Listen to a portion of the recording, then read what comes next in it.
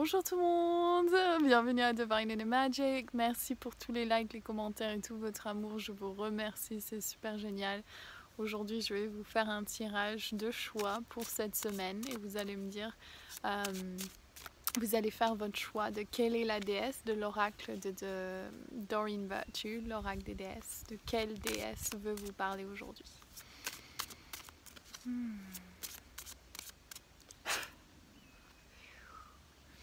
Je demande... regardez Sekhmet. Sekhmet, c'est notre déesse de notre prochain cercle 17, donc n'hésitez pas à le faire si vous avez envie. Ce sera vraiment pour vous connecter à votre force intérieure. Je demande 3 déesses de choix pour cette semaine, pour voir quelles sont les énergies que nous devons savoir. Et que chaque personne puisse décider quel est le message, de quelle est la déesse qui a un message pour eux aujourd'hui. Ah, ces deux veulent aller ensemble, donc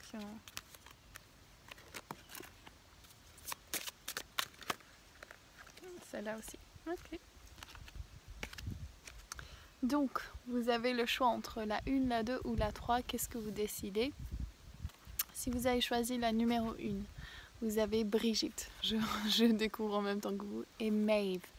Donc Maeve, c'est honorer les cycles qui réagissent votre corps, votre niveau d'énergie et vos émotions. Et Brigitte, ne vous dérobez pas, ayez le courage de vos convictions.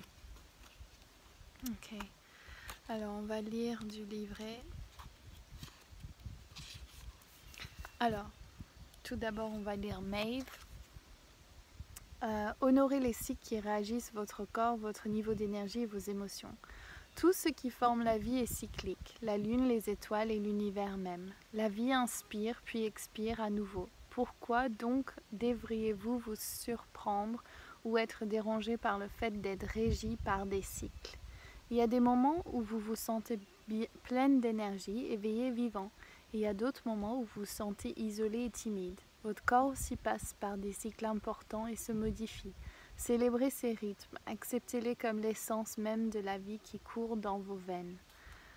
Diverses significations de cette carte, les transformations gynécologiques, début des règles ou ménopause par exemple, ça me fait marrer parce que c'est la vidéo que je viens juste de vous faire là, c'est pour ça que je vais mouiller, sont une préoccupation pour vous. Donnez-vous du temps pour vous reposer, mettez en place des mesures pour soulager des états de dépression ou de léthargie. Prenez davantage soin de votre corps, allez chercher l'aide dont vous avez besoin pour traiter les moments de crise émotionnelle. Accordez-vous le droit de faire un deuil ou de prendre un congé. Sachez que ce moment d'empathie ne durera pas. Une occasion s'est présentée à vous et il vous faut maintenant franchir le seuil de ce passage et la saisir. Ok. Et vous avez aussi Brigitte, si vous avez choisi la 1.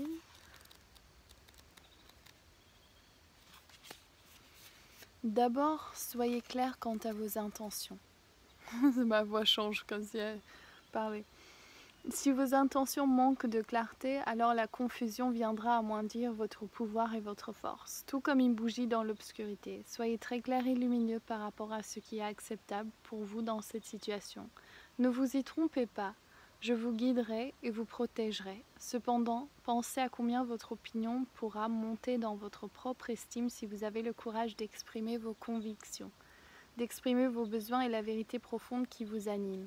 Le temps est maintenant venu de toucher votre puissance, car sa chaleur et son feu enflammeront votre passion, laquelle vous propulsera en de multiples directions. Même lorsque vous avez peur, vous pouvez toujours manifester vos idéaux et votre vérité. Soyez inébranlable, exprimez-vous dès aujourd'hui. Ok, si vous avez choisi la 2, en un acte de foi. Prenez un risque et agissez pour concrétiser ce que votre cœur désire vraiment.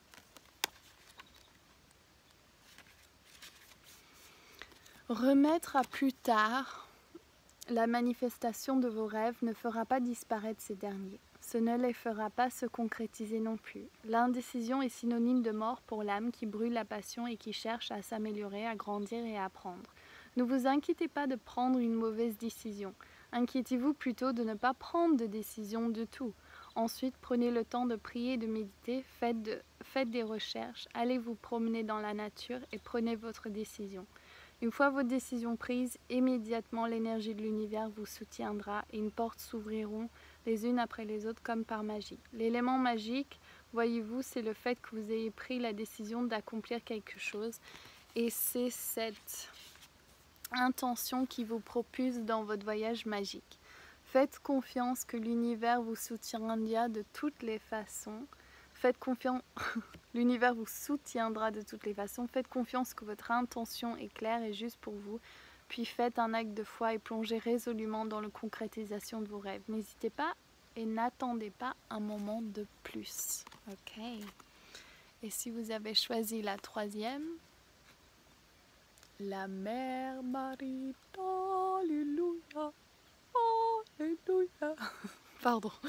Attendez-vous à un miracle.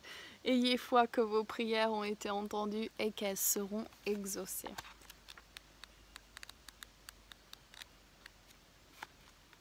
La Mère Marie, Marie, Marie, Marie. La foi est la lumière qui illumine votre chemin. Sans la foi, l'avenir a des allures terrifiantes. C'est pourquoi il est essentiel que vous preniez toutes les mesures nécessaires afin que votre esprit et que votre cœur soient toujours remplis de foi. Je vous en prie, n'abandonnez pas l'espoir pour vous-même et pour les autres. Entretenez la flamme de la foi en votre âme, car cette toute petite parcelle d'espoir a le pouvoir d'éradiquer l'obscurité du désespoir. Soyez aussi la lumière qui illumine la lugubre désespérance d'autrui, car lorsque vous rendez les autres plus forts, cela non seulement vous renforce vous-même, mais aussi le monde entier. Ok, donc voici votre tirage pour la semaine, j'espère que ça vous plaît et je vous embrasse très fort. Ciao!